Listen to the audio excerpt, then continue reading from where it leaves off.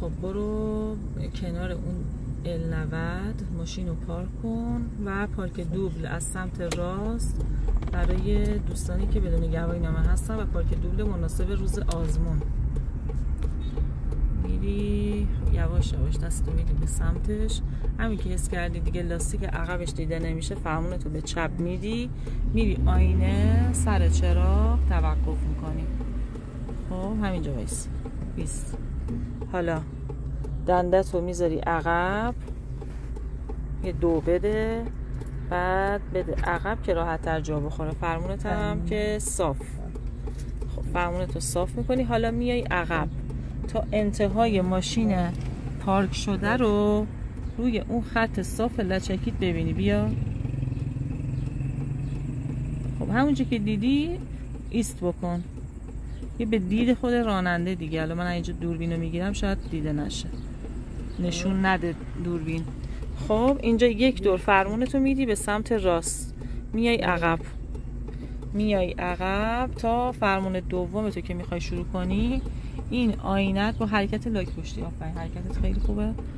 میای تا این آینه موازی بشه با چراغ عقب این L90 به دید خود راننده. آها درست شد.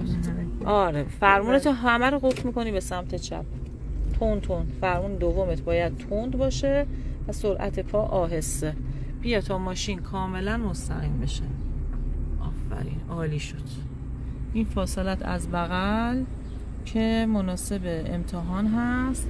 فاصلت هم که از جلو البته من از بالا میگیرم که لاستیکاش نباید دیده بشه. به دید ما که اینجا نشستیم لاستیکاش دیده نمیشه. همین که دیده نمیشه یعنی فاصلت اوکیه با ماشین جلویی و اینو بزنی دیگه قبولی. سمتش همین که حس میکنی دیگه لاستیک عقبش دیده نمیشه آینه سر چراغ توقف. خب همینجا وای میسی.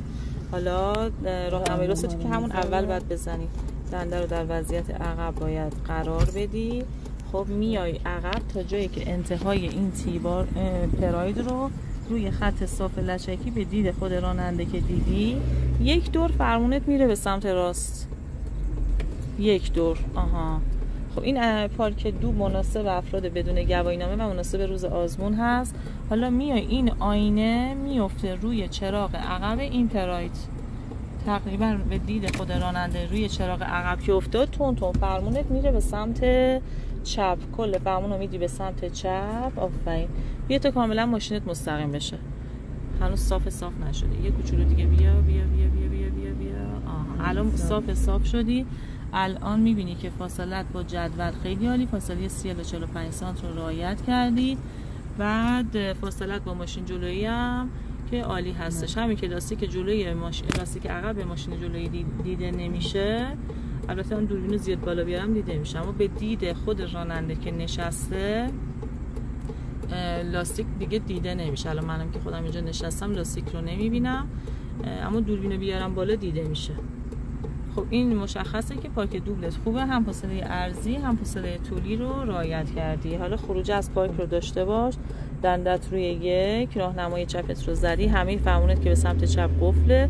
یه کوچولو که حرکت میکنی تقریبا 2/3 ماشین که در میاد ایست میکنی. همه ماشین کامل در نمیاری. سرت به پشت برمیگرده و با رعایت حق تقدم کل سر ماشینت که از پشت این پراید در اومد تون فرمونت رو میدی به چپ و تو مسیر قرار میگیری.